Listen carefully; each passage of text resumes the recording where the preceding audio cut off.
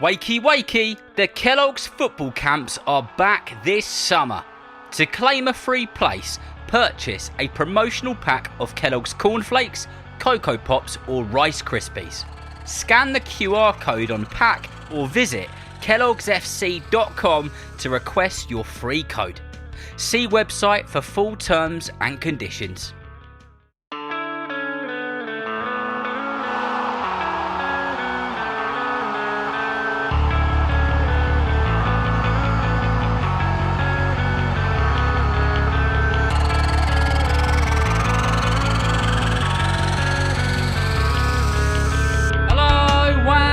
Welcome to the Football for Kids podcast with me, Darren Rees, and welcome to the 7th and final day of this very special Kellogg's Football Camp Super Week.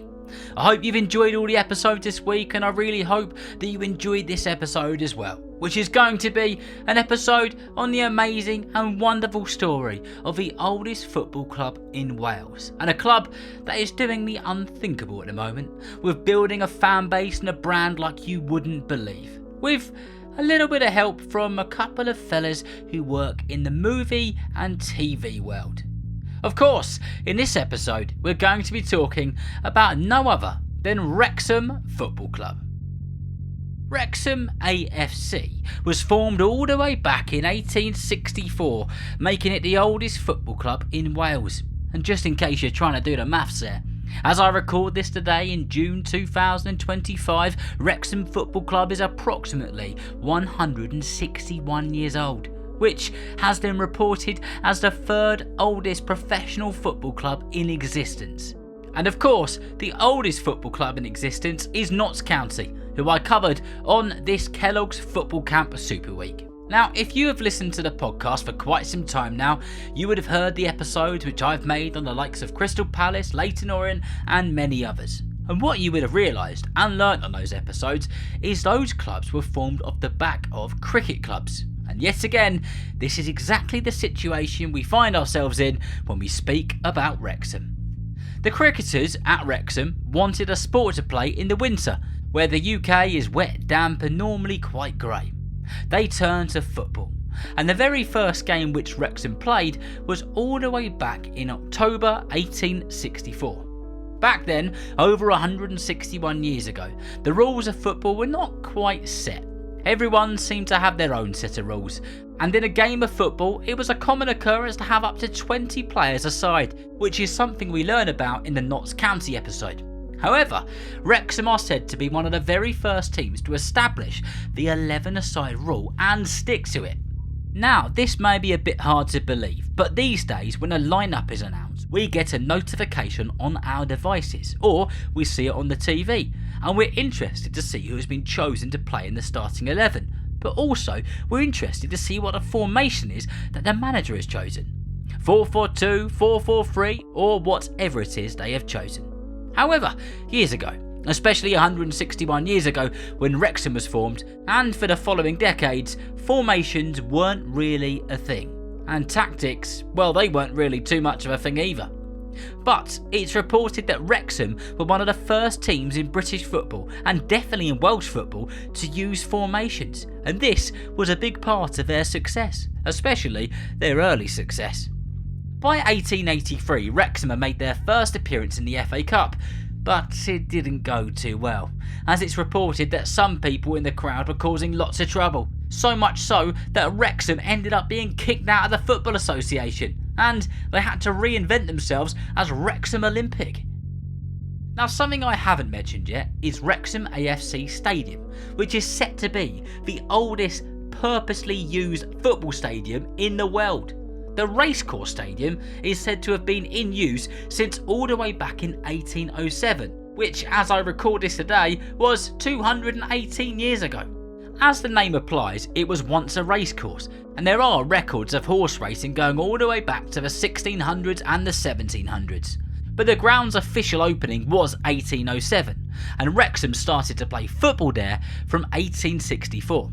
That place has an unbelievable amount of sporting history, never mind football history. One of the really cool things about that stadium and its location being over 200 years old is that there is a pub attached to the stadium. The pub is called The Turf, and that pub is where the very first meeting was held when the football club was officially formed, all the way back to 1864. But what's even better is years ago, spectators used to be able to go to the pub which was inside the stadium and order their drinks through a hatch. That pub is still a major part of the stadium, and it's been done up quite a bit since the 1800s. The stadium of Wrexham, the racecourse stadium, has also held more Wales international games than any other stadium in Wales, and their first one was all the way back in the 1800s when they played Scotland. Fast forward to a fair few years later, and Wrexham have had their fair share of ups and downs. By 1978, Wrexham Football Club were not only in the English 3rd Division, but they went on to win it. However, Wrexham have really yo-yoed around in the football leagues. In 2005 they captured the Football League trophy, but by 2008 they were back down to non-league football again.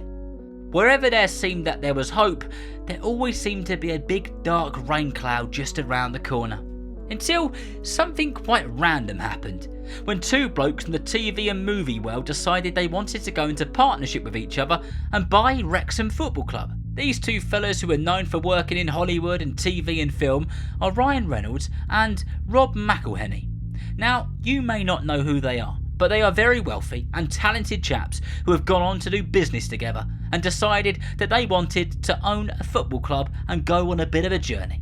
Since the guys brought the football club, there has been a fair bit of success, including a global documentary series called Welcome to Wrexham, which has been a smash hit on Disney+, and the value of the club has gone through the roof. Oh, not to mention, they've gone from the National League all the way to the Championship in just a few seasons. Wrexham has become such a popular club that it's pretty difficult to get yourself a ticket to watch them these days. That would have been unheard of a few years ago. And it's become one of the most spoken about football clubs, not in the UK, but in the whole world. Can you imagine if they managed to get themselves promoted yet again next season and get themselves into the Premier League? They couldn't, could they? I hope that you've enjoyed this episode on Wrexham, a bit on their history, their ups, their downs and everything else in between. And it goes without any doubt whatsoever, we're going to have to do a part 2 on them, maybe next season, maybe the season after, because they're on a journey, and that journey, I think, sees them in the Premier League. So remember, if you know somebody who loves football just as much as you do, then please tell them about Football for Kids, and whether you're playing football soon, watching it on the telly or pitch side, I hope that you enjoy the game. See you next time.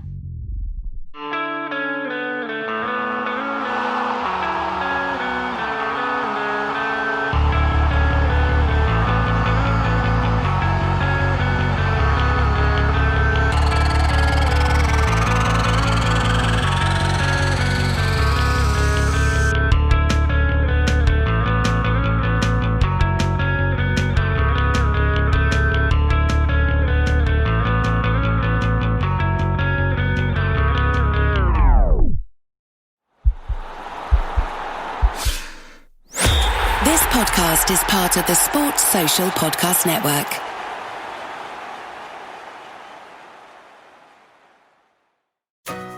Shop the Sherwin-Williams 4-Day Super Sale and get 40% off paints and stains June 6th through the 9th. With prices starting at $29.39, it's the perfect time to transform your space with color. Whether you're looking to revamp your interior or exterior, we have you covered with bold hues, soothing neutrals, and everything in between. Shop the sale online or visit your neighborhood Sherwin-Williams store. Click the banner to learn more. Retail sales only. Some exclusions apply. See store for details.